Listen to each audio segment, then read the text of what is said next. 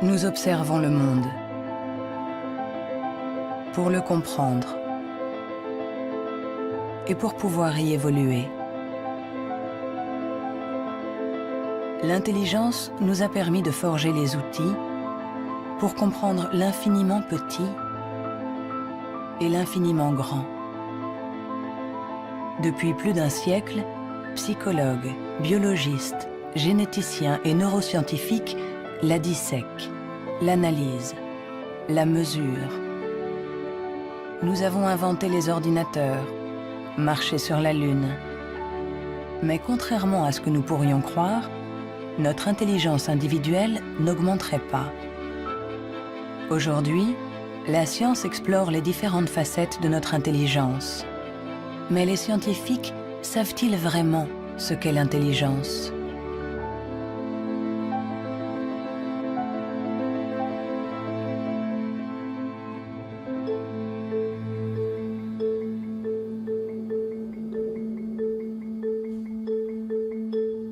L'intelligence, c'est faire le lien. Assembler différents éléments pour trouver une solution. Pour la comprendre, il faut réussir à la fractionner, en isoler toutes les composantes. Les chercheurs se sont donc penchés sur ces différentes facettes.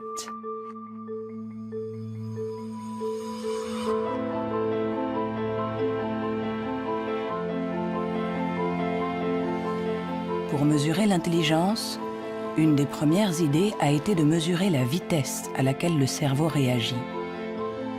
C'est cette méthode que le professeur Teni Januis a utilisée. Il a comparé notre temps de réaction avec celui de nos ancêtres. Et les résultats de son étude ne sont pas en notre faveur.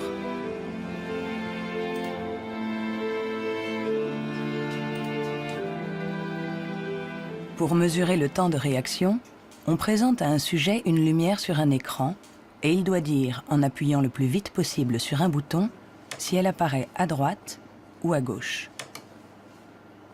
Ce n'est donc pas un réflexe, mais une information simple que notre cerveau doit traiter. Ces études sur le temps de réaction sont très anciennes. Plusieurs d'entre elles ont été faites entre 1860 et 1880 en Grande-Bretagne par Francis Galton, le cousin de Charles Darwin. Il a testé plusieurs milliers de personnes qui étaient représentatives de la population de l'époque. Les gens avaient alors un temps de réaction très rapide.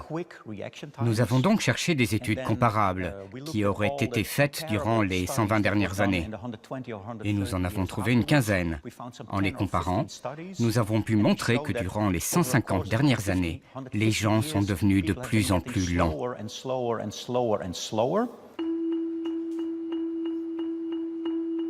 Pour le professeur Teni Januis, intelligence égale vitesse.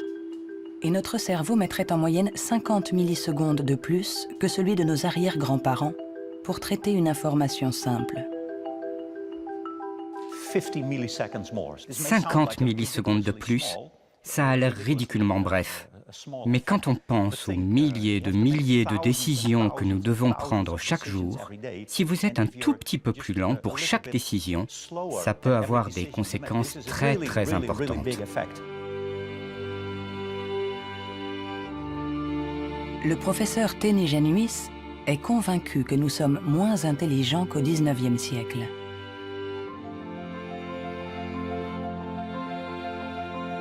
Il en voit la preuve dans l'incroyable inventivité de cette période, marquée par une explosion des innovations, de la créativité, des idées.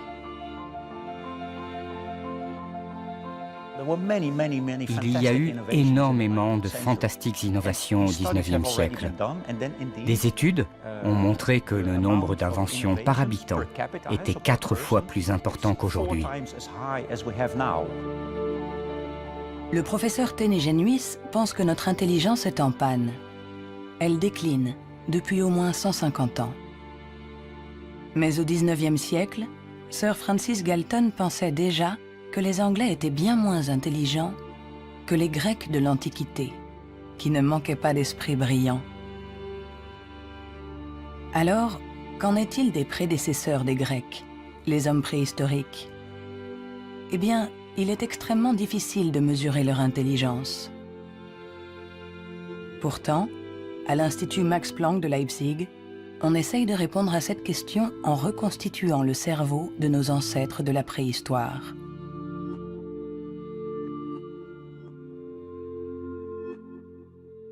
La paléoneurologie, c'est une science très frustrante, puisque son objet, j'allais dire, quasiment n'existe pas. On n'a pas de cerveau fossile.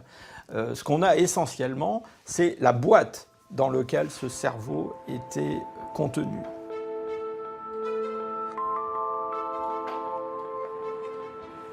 En comparant notre cerveau avec celui des hommes préhistoriques, les scientifiques se sont aperçus qu'il y avait des différences. Des différences de forme, mais aussi des différences de taille.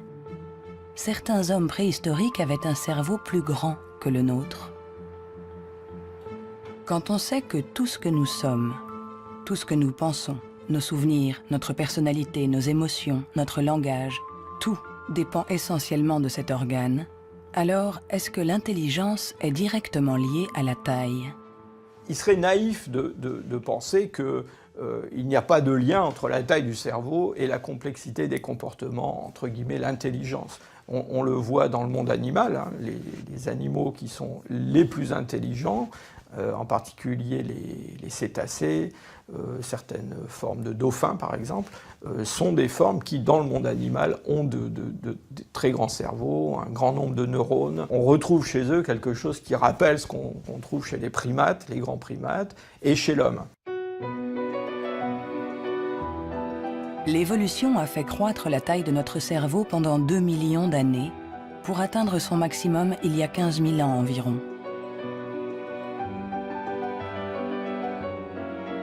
L'homme de Cro-Magnon, qui a peint les murs de la grotte de Lascaux il y a quelques 17 000 ans, était un Homo sapiens, comme nous.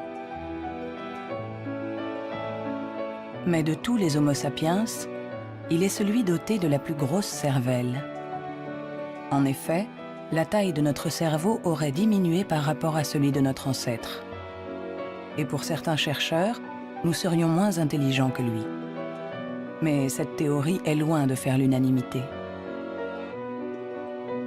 Moi, je ne crois pas qu'il y a une intelligence qu'on peut mesurer avec un centimètre et dire, voilà, il est aussi intelligent, ou il est plus intelligent, ou il est moins intelligent. Un homme de Cro-Magnon, il était intelligent pour être intelligent dans le monde où il vivait, et pas pour être intelligent dans une banque.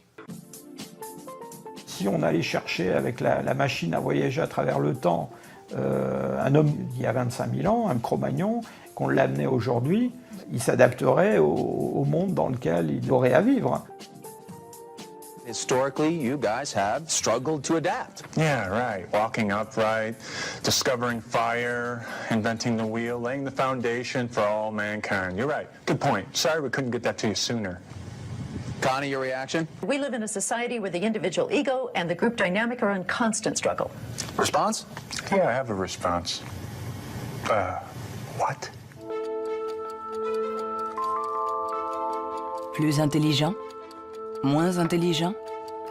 Dès qu'on essaye de mesurer l'intelligence, tout se complique. Et pourtant, nous l'évaluons sans cesse. Dans les universités du monde entier, on enseigne ce qu'est l'intelligence. Et chacun d'entre nous, sans être un spécialiste, la mesure tous les jours. Vous mesurez l'intelligence. Si vous êtes célibataire, que vous allez dans un bar et que vous rencontrez quelqu'un, la chose la plus importante après le physique, c'est l'intelligence. Vous évaluez l'intelligence des gens quand vous parlez avec eux. Sont-ils rapides quand vous leur parlez de quelque chose qu'ils ne connaissent pas? Est-ce qu'ils comprennent? Mesurer l'intelligence en analysant les réponses,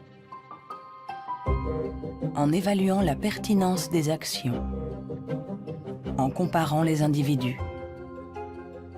Une méthode qui a donné naissance au seul outil dont nous disposons pour évaluer l'intelligence, le quotient intellectuel, ou QI, inventé par Alfred Binet au début du XXe siècle. Alfred Binet était assez critique vis-à-vis des aliénistes, les psychiatres de l'époque, qui faisait des diagnostics pour juger du retard intellectuel avec des grandes catégories. Il y avait les idiots, ceux qui étaient le degré d'arriération le plus profond, les imbéciles ensuite, et puis les débiles. Et Binet trouvait que leurs critères étaient tout à fait contestables, très vagues, différents d'un psychiatre à l'autre. Il estimait qu'il fallait avoir des critères objectifs, qu'il fallait mettre au point une sorte d'instrument d'évaluation qui s'appuie sur des critères scientifiques. En 1905, le ministère de l'Éducation nationale demande à Alfred Binet de trouver un moyen de détecter les enfants en difficulté scolaire. Il n'avait pas de théorie sur l'intelligence, mais en observant ses filles, il a imaginé qu'on pouvait l'évaluer à partir du raisonnement, de la compréhension, de la mémoire. Ce qu'il a cherché à faire, finalement, c'est à trouver pour chaque âge les problèmes qui sont caractéristiques de cet âge. Par exemple, en leur présentant une image, en leur demandant qu'est-ce que ça représente. Alors, il avait remarqué que les enfants de 3 ans énumèrent ce qu'il y a dans l'image. Il y a un monsieur, une dame, un banc, un arbre. Que vers 7-8 ans, ils la décrivent, l'image. C'est un monsieur et une dame qui sont assis sur un banc. Et puis, vers 12 ans, ils l'interprètent. Ce sont des malheureux, ou le monsieur est malade, des choses de ce genre. C'est ainsi que Binet met au point avec Théodore Simon le premier test d'intelligence. Le QI classique, ou en âge mental, est né.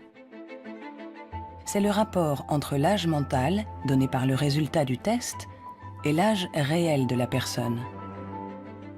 On multiplie ce chiffre par 100 pour obtenir le QI.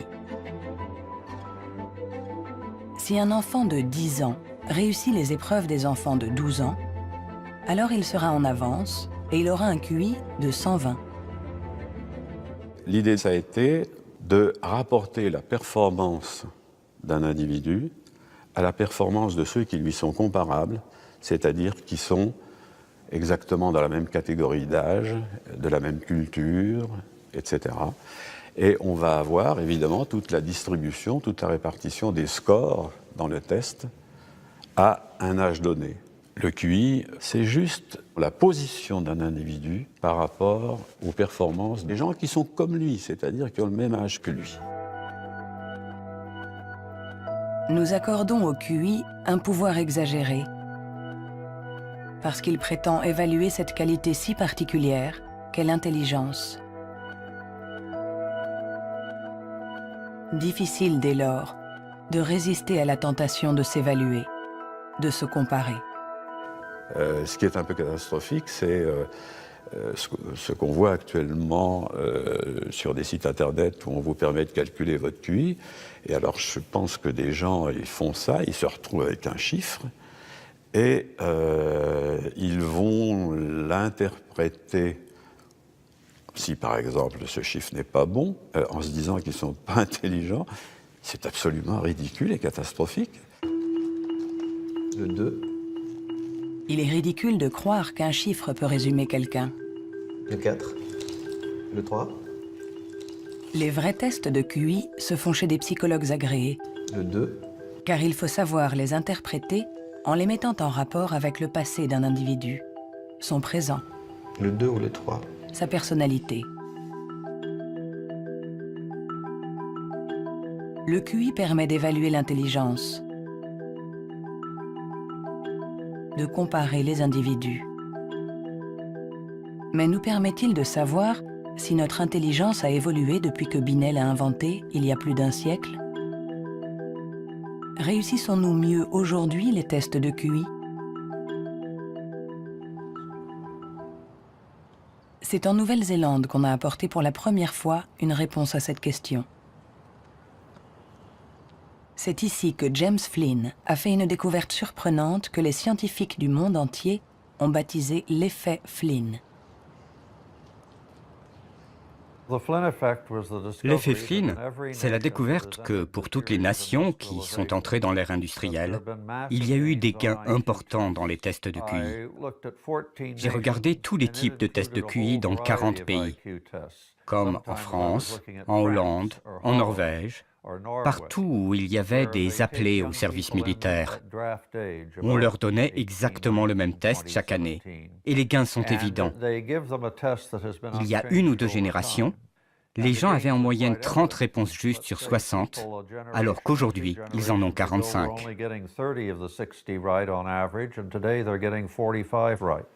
Après avoir passé au crible des dizaines et des dizaines d'études, James Flynn a montré que depuis plus de 60 ans, nous réussissons mieux les tests de QI. Est-ce que cela signifie que nous serions devenus plus intelligents que nos grands-parents? Un changement de QI ne signifie pas forcément un changement d'intelligence. Un exemple simple pour le comprendre, vous faites passer le test d'intelligence une première fois aujourd'hui. Vous le redonnez au même sujet demain. Il y a un effet d'apprentissage, il va réussir un peu mieux, il va avoir des scores un peu meilleurs. Ça ne veut pas dire qu'il est devenu plus intelligent, ça veut juste dire qu'il est un peu plus familier avec la façon de passer le test. L'augmentation du QI est due en grande partie à l'environnement. Une meilleure nourriture, une meilleure éducation. Notre QI augmenterait de 2 à 3 points par année d'école supplémentaire et la durée de scolarisation est passée en moyenne de 6 ans au début du XXe siècle à 11 ans aujourd'hui dans les pays industrialisés. Tous ces effets se sont additionnés et ont fait augmenter les scores de QI. Quand vous passez un test aujourd'hui, vous y êtes préparé dans la mesure où toute une série de facteurs vous ont donné la capacité d'utiliser votre logique de manière abstraite. C'est pour ça que vous pouvez regarder une suite de nombres et deviner le suivant.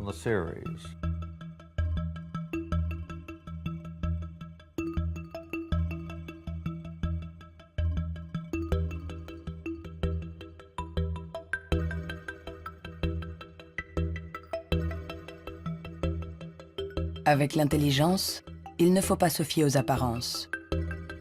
De meilleurs scores au test de QI ne nous disent pas que nous serions plus intelligents. Nous sommes juste mieux préparés pour réussir des tests de QI. Notre intelligence est comme un muscle que nous avons entraîné pour en exprimer tout le potentiel. Mais à force de nous entraîner, nous avons peut-être atteint nos limites. Les chiffres le prouvent. Après des décennies d'augmentation, les résultats au test de QI plafonnent. Ils diminuent même dans certains pays, comme l'Angleterre, le Danemark ou la Norvège. L'augmentation du QI est un phénomène qui a duré un siècle. Mais tous les pays vont finir par voir un plafonnement de cette augmentation. L'école a fait le plein. C'est elle qui a offert la capacité de manier des concepts abstraits. Et à moins d'une révolution de la pédagogie, les bénéfices dus à l'école vont plafonner parce que presque tout le monde aujourd'hui est scolarisé.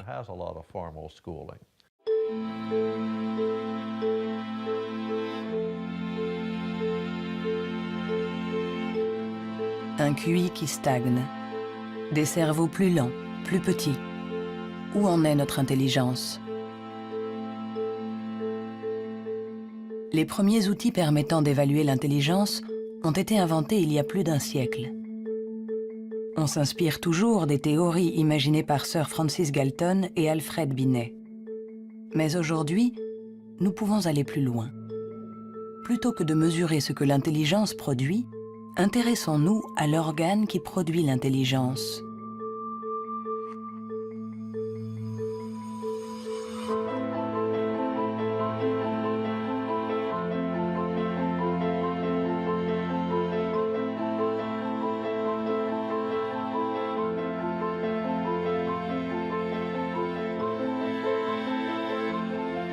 Richard Ayer est psychologue et neuroscientifique à l'Université de Californie, Irvine.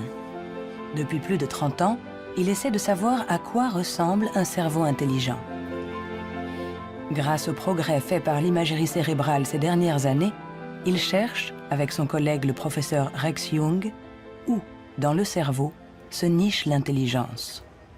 Nous regardons le cerveau de Richard Ayer, un très joli cerveau.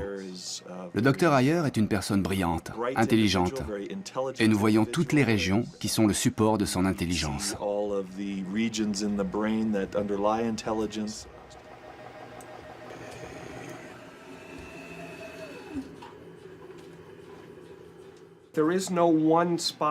Il n'y a pas un endroit dans le cerveau qui soit le centre de l'intelligence. Les gens pensaient qu'il y avait un centre de l'intelligence à l'avant.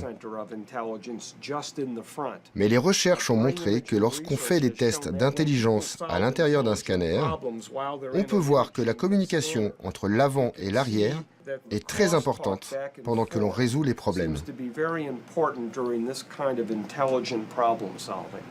Le professeur Ayer a été l'un des pionniers dans l'utilisation des techniques de neuroimagerie moderne. Sa première étude date de 1988. On n'avait alors jamais utilisé ces outils dans les recherches sur l'intelligence. On a trouvé des zones du cerveau qui s'activaient quand les gens passaient des tests d'intelligence. Mais le choc, la surprise, c'était que plus ces zones étaient actives, moins les résultats du test étaient bons. C'était à l'opposé de ce qu'on attendait. À chaque fois qu'en science, on a un résultat à l'opposé, c'est vraiment intéressant.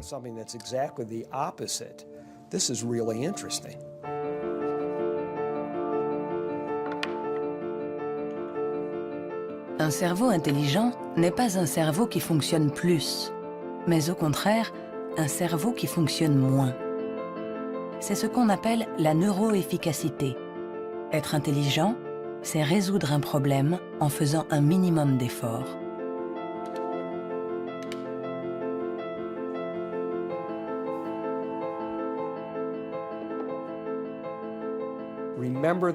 Souvenez-vous de la première fois que vous avez conduit une voiture. Le premier jour, dans un grand parking vide, avec quelqu'un assis à côté, et vous tournez le volant et vous pensez « Maintenant, il faut que je freine ». Mais aujourd'hui, vous conduisez au milieu de la circulation dans une ville que vous ne connaissez pas, et malgré ça, vous pouvez discuter avec quelqu'un. Votre cerveau est bien plus efficace pendant que vous conduisez. Donc, les hauts niveaux d'intelligence ne sont pas forcément liés à un cerveau qui travaille plus, mais à une transmission plus efficace de l'information entre les zones importantes du cerveau. Lorsqu'on pense à un processus aussi complexe que l'intelligence, il faut imaginer que le cerveau est comme un orchestre avec différentes sections. Mais le vrai mystère, c'est comment ces sections interagissent. Parce que pour autant que nous le sachions, il n'y a pas de chef d'orchestre. Si le cerveau est un orchestre, alors l'intelligence est la musique.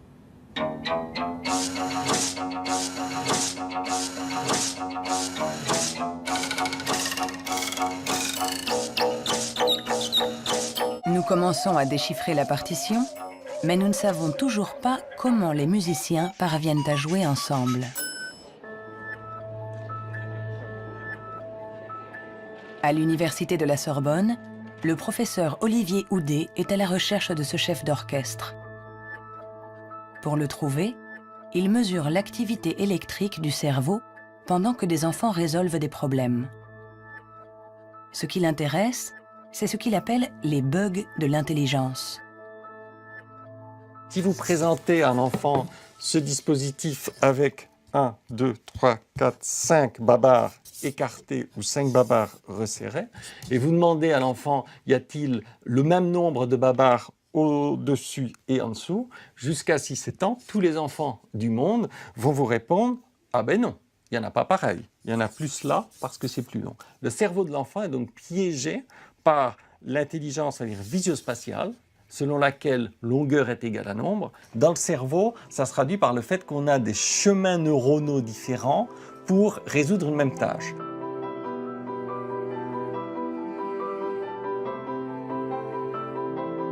Compter ou mesurer. Il y a toujours plusieurs solutions à un problème.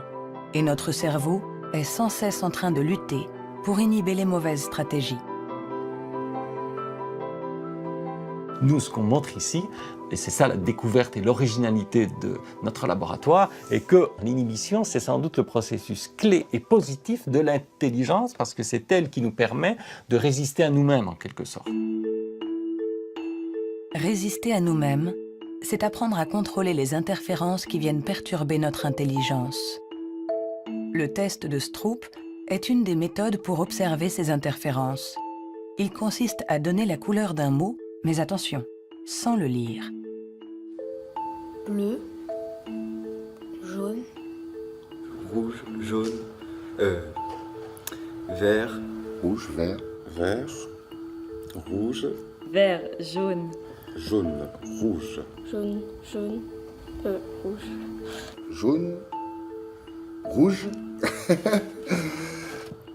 jaune, jaune, Rouge, vert, rouge, jaune, bleu.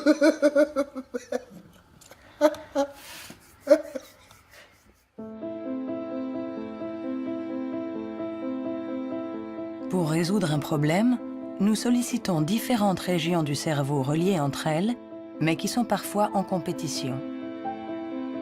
Mais comment ces différentes zones communiquent-elles? C'est ce à quoi s'intéresse le professeur Douglas Fields à l'Institut national de la santé de Washington.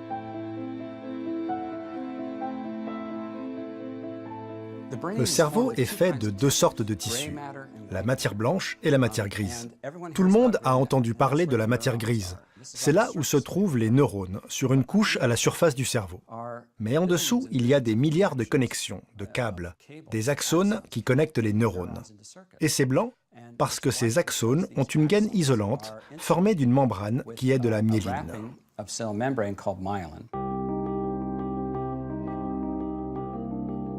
La myéline entoure les axones, permettant aux informations de circuler de manière rapide et efficace dans le cerveau.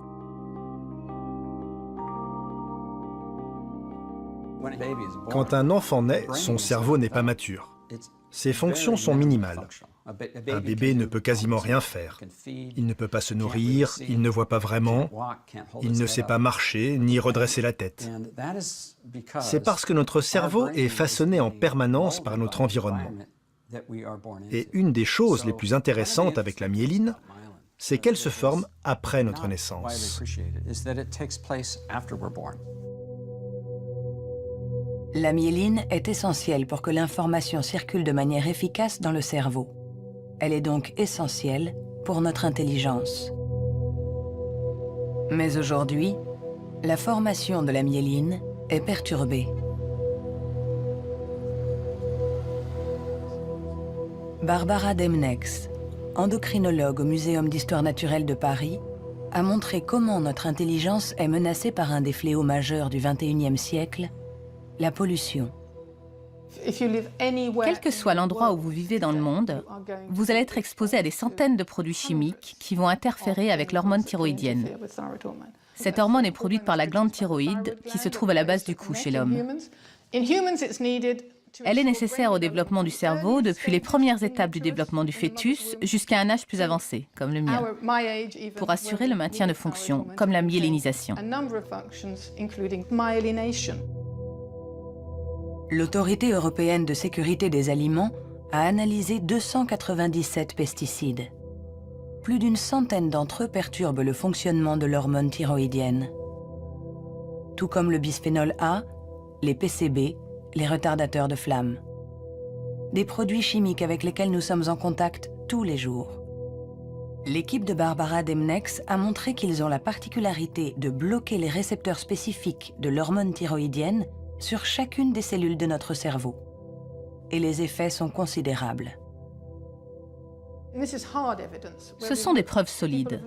On a regardé, les scientifiques ont regardé, les niveaux d'exposition chez les femmes qui ont des enfants. On a comparé différents niveaux d'exposition et on a vu que les niveaux les plus élevés étaient associés à une perte de 5 à 6 points de QI chez leurs enfants. C'est vrai que la plupart d'entre nous ne voient pas la différence, mais il est évident que 5 points de QI en moins peuvent faire une grande différence pour votre réussite scolaire ou votre réussite dans la vie.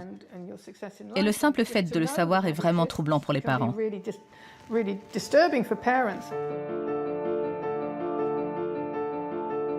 Notre intelligence nous a permis de créer un monde complexe au prix de la dégradation de notre environnement.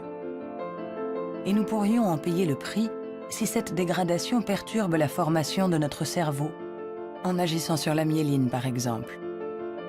Mais si ce phénomène se confirme, comment le gérer? Pendant plus d'1 siècle, on a pensé que tous nos processus mentaux n'étaient dus qu'à l'activité électrique des neurones. Mais aujourd'hui, les neurobiologistes ont commencé à explorer un nouveau continent. Il n'y a que 15% des cellules du cerveau qui sont des neurones. Le reste, qui représente 85%, ne communique pas grâce à l'électricité. On l'appelle la glie. De nouvelles méthodes nous ont permis de voir avec surprise que les cellules gliales communiquent entre elles et avec les neurones. On est à la pointe des recherches sur le cerveau, car il y a là un changement fondamental dans la manière dont on pense que le cerveau fonctionne au niveau cellulaire. Les cellules gliales, des cellules bien plus nombreuses que les neurones et qui forment leur environnement. Certaines fabriquent la myéline. D'autres nourrissent les neurones et les protègent. On les appelle les astrocytes. Et une découverte inattendue a montré que les astrocytes jouaient un rôle dans l'intelligence. Tout a commencé avec un génie. En avril 1955, au Princeton Hospital du New Jersey, Thomas Harvey, médecin pathologiste, est en charge de l'autopsie de Albert Einstein. Et ce 18 avril, à 8 h du matin, il décide de voler le cerveau de celui que nous considérons comme l'incarnation du génie. Il espérait, en examinant le précieux organe, percer les secrets de l'intelligence. Après l'avoir conservé caché chez lui pendant 27 ans, il autorisa d'autres scientifiques à l'examiner. Et ils découvrirent quelque chose dans le cerveau d'Einstein qui était peut-être le secret de son intelligence. Le cerveau d'Albert Einstein a été examiné pour voir ce qui le rendait plus intelligent. Et il n'y avait pas de différence sur le nombre de neurones, sur la taille des neurones, il n'y avait rien. Mais son cerveau avait plus d'astrocytes. Et beaucoup de gens se sont intéressés au rôle joué par les astrocytes dans l'intelligence. Les astrocytes. Des cellules gliales identifiées il y a plus d'1 siècle. Mais ces dernières années, les scientifiques se sont aperçus que leur rôle était plus complexe que ce qu'ils imaginaient.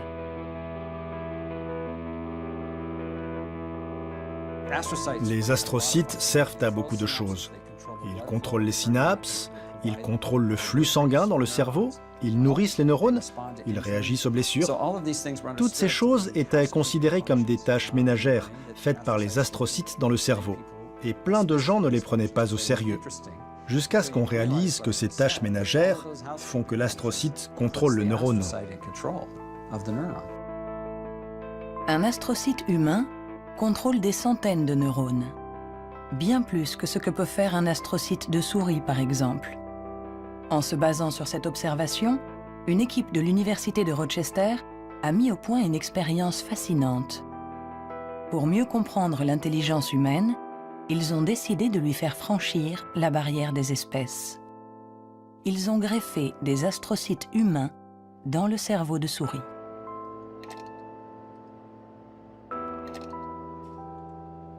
Nous avons effectué des greffes des astrocytes humains chez la souris. Et la greffe, littéralement, on voyait tout le cerveau. Quand on regarde, par exemple, à l'âge de 1 mois après la greffe, on voit que la greffe est très discrète à l'endroit presque où on a greffé les cellules. Si on revient 1 an plus tard, tout le cerveau devient greffé On remplace littéralement toutes les cellules par les cellules humaines. On s'est rendu compte que ces souris sont plus aptes à avoir une meilleure mémoire et un meilleur apprentissage que les souris non greffées. Pour tester les capacités de ces souris au cerveau modifié, les chercheurs les ont placées dans un labyrinthe. Résultat, les souris greffées trouvent la sortie 2 fois plus vite que les souris non greffées. Cette expérience ne laisse plus la place au doute. Les astrocytes contribuent à favoriser la mémoire et l'apprentissage. Ils jouent un rôle clé dans notre intelligence.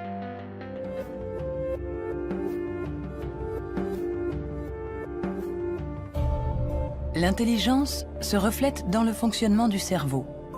Mais comment expliquer les différences d'intelligence de nos collègues, de nos amis, de nos parents? Ont-ils plus de matière blanche, moins d'astrocytes, des neurones plus rapides? Ce qui est à l'origine de nos capacités se trouve en partie dans nos gènes. Robert Plomine est généticien comportementaliste. Dans le cadre de ses recherches, il a regardé grandir des milliers d'enfants. Grâce à eux, il espère pouvoir trouver les gènes qui influent sur l'intelligence. Les gens demandent souvent dans quelle mesure l'intelligence est déterminée par les gènes. Mais tout d'abord, il faut insister sur le fait que le mot « déterminé » n'est sans doute pas le bon. On devrait dire « influencé ». C'est comme pour la taille, elle est liée aux gènes, mais pas déterminée par eux. Si vous êtes grand, il est probable que vos enfants seront plus grands que la moyenne. Mais s'ils sont mal nourris ou s'ils sont malades, ils seront peut-être plus petits. Ce n'est pas déterminé, c'est influencé. Pour l'expliquer différemment, les gènes nous donnent un potentiel et l'environnement permet de l'exprimer.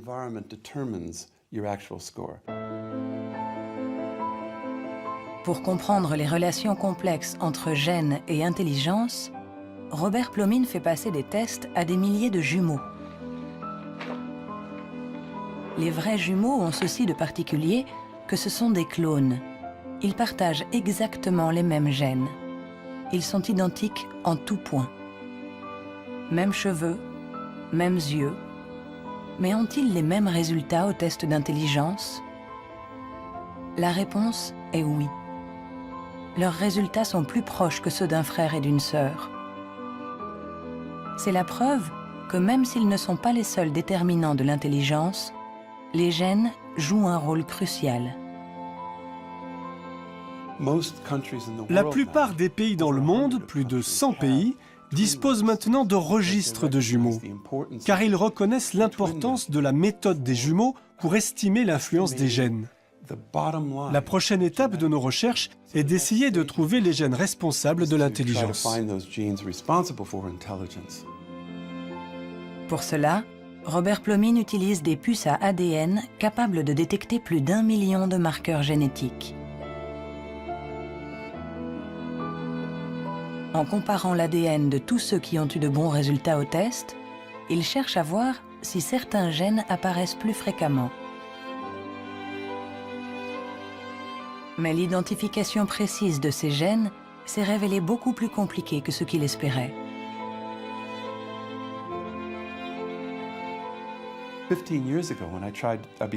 Il y a 15 ans, quand j'ai commencé à essayer de trouver les gènes de l'intelligence, personne n'imaginait que ce serait aussi difficile. On a identifié plus de 300 gènes qui influent sur l'intelligence. Et le problème, c'est qu'on en a identifié seulement 1%.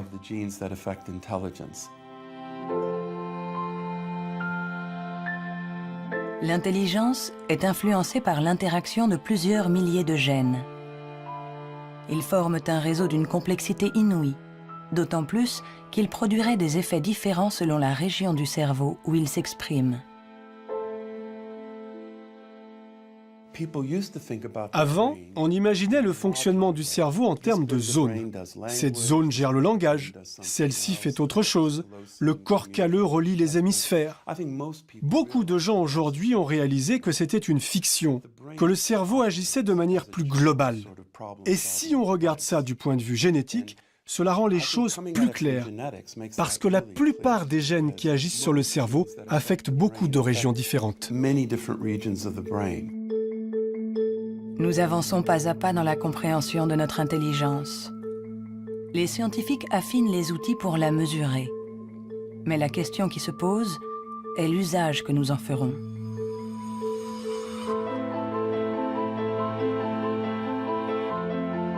L'intelligence est ce qui prédit le mieux notre niveau d'étude, notre emploi. Par conséquent, parler de l'intelligence de quelqu'un n'est pas anodin. On donne une valeur, on classe, on hiérarchise, avec tous les risques de dérapage que cela comporte. L'erreur de raisonnement, c'est de considérer que l'intelligence serait essentiellement héréditaire. Et ça a conduit effectivement à des dérives qui sont tout à fait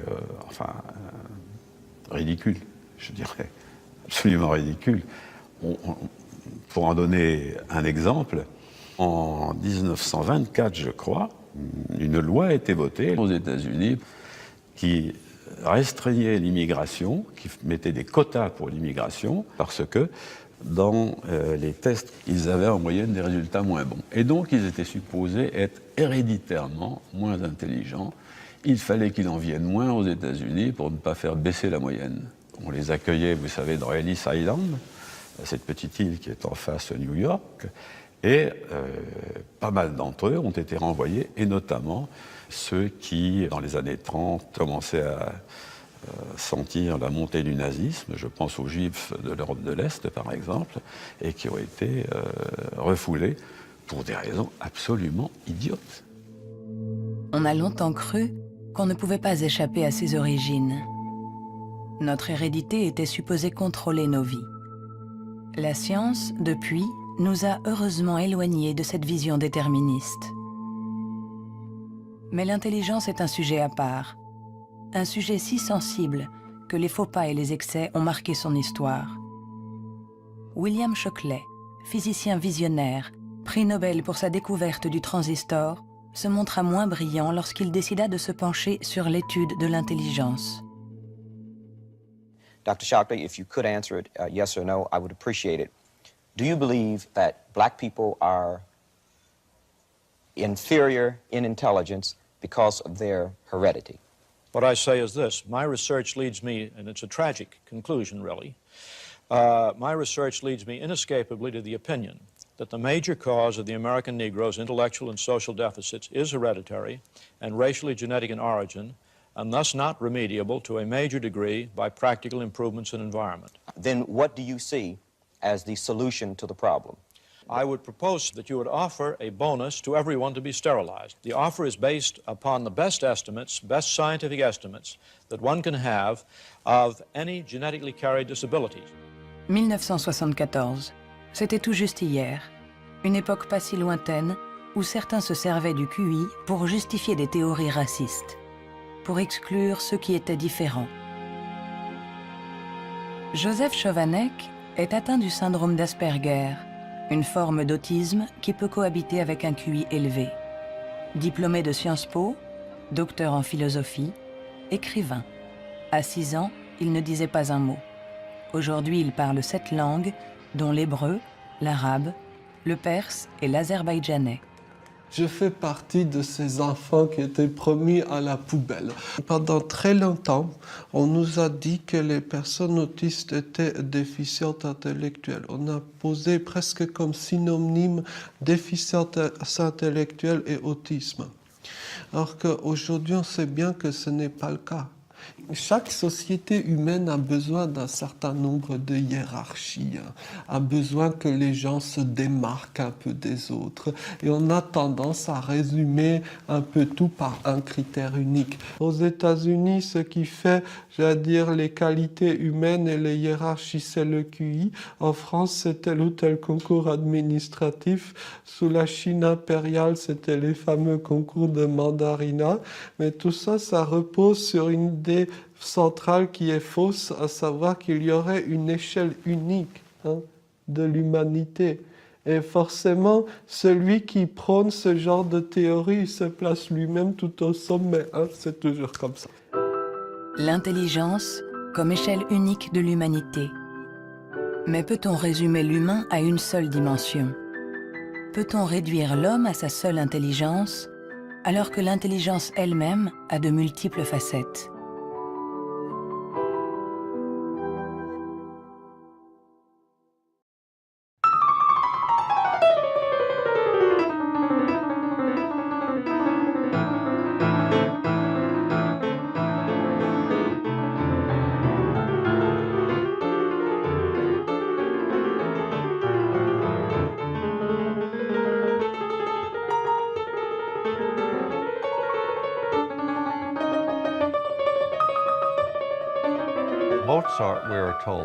Mozart, dit-on, pouvait avoir à l'esprit une symphonie en entier.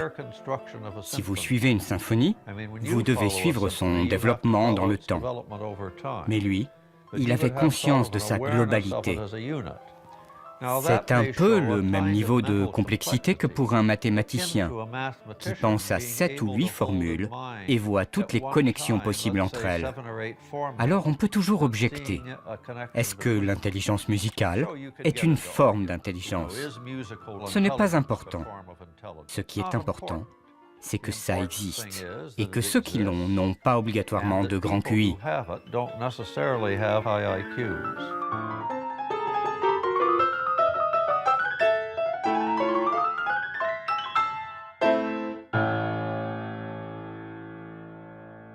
Il y a eu toujours une résistance à considérer qu'il y avait des formes d'intelligence différentes et une espèce de propension à vouloir déterminer un QI général, ce qui voudrait dire qu'on a une intelligence unidimensionnelle, voilà, et vous êtes plus ou moins haut sur cette dimension. Et la conception contradictoire, c'est qu'il y a plusieurs formes d'intelligence et en réalité, vous pouvez être assez haut sur une des dimensions de l'intelligence, sur un de ses aspects, et puis assez bas sur un autre. Le débat est aussi ancien que les premières études sur l'intelligence. En effet, les scientifiques se sont aperçus que quelle que soit la méthode utilisée, ils n'arrivaient pas à évaluer l'intelligence avec une échelle unique.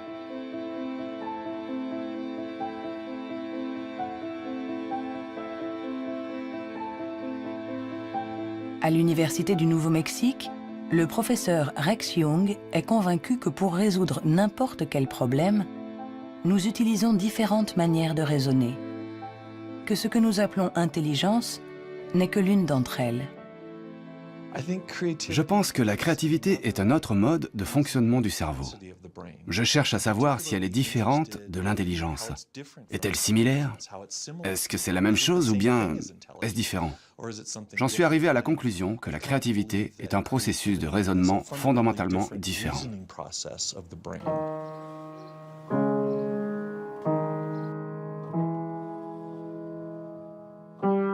Déchiffrer une partition, c'est être intelligent en utilisant nos connaissances.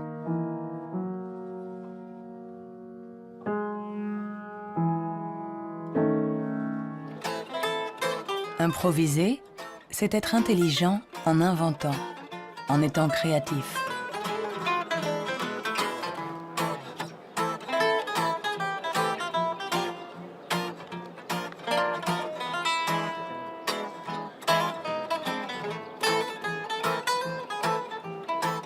Un musicien peut être à la fois intelligent et créatif. Un sujet d'étude idéal.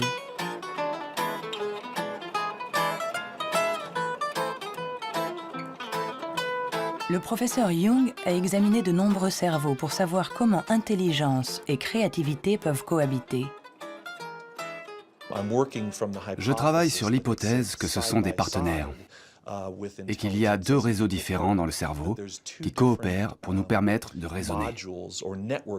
L'un est un type de raisonnement intelligent, l'autre est un type de raisonnement créatif. Je pense que les deux sont extrêmement importants.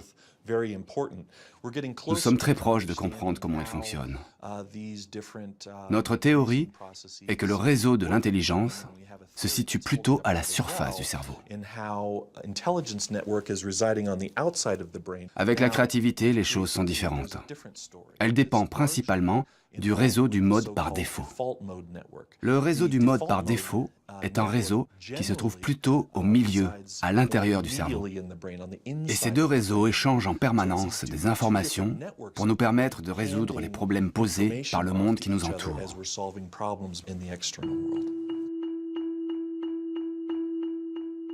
Nous avons tous expérimenté cette sensation d'une idée surgissant de nulle part avec la force de l'évidence. Ce que nous révèlent les neurosciences, c'est que ce mode de raisonnement, ce mode inventif, créatif, est un mode de raisonnement à part entière. Peut-on être intelligent sans être créatif? Ou créatif sans être intelligent? La question a elle-même un sens. Pour évoluer intelligemment dans le monde, n'avons-nous pas besoin de toutes les ressources de notre esprit? On ne peut pas être créatif en physique, par exemple, si on n'a qu'une éducation physique. Pour être créatif en physique, il faut une autre éducation et ensuite se retrouver dans un univers étranger et réutiliser des trucs et astuces, des mécanismes mentaux qu'on a appris ailleurs. Hein.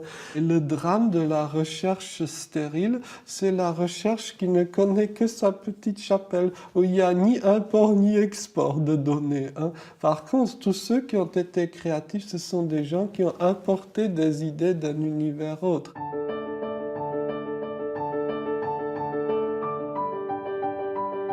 Les liens se tissent, le tableau se dessine. Les scientifiques assemblent petit à petit les différentes composantes de notre intelligence. Mais le monde évolue, et l'intelligence aussi. Notre cerveau est en permanente évolution. Il permet à notre intelligence de s'adapter aux problèmes que nous devons résoudre, aussi multiples et variés que nous pouvons l'être. Quand j'étais enfant, je savais que je ne fonctionnais pas comme les autres. Hein. J'avais cette conscience-là. Cela m'a donné à réfléchir, cela m'a amené à imaginer le monde pluriel. Imaginez le monde où il n'y a pas un seul axe, que ce soit de classement ou de valorisation, mais un grand nombre d'axes. Et je dis, la vraie intelligence du monde, n'est-ce pas de savoir réfléchir de façon plurielle, de savoir prendre en compte plusieurs grilles de compréhension du monde et non pas une seule. Le rôle de la science n'est peut-être pas de dire si nous sommes plus ou moins intelligents que nos voisins ou que nos ancêtres, mais de nous aider à comprendre comment notre cerveau fonctionne. On saura alors non seulement réparer notre intelligence, mais on saura aussi l'améliorer pour tisser des liens entre nous et la diversité de ce qui nous entoure.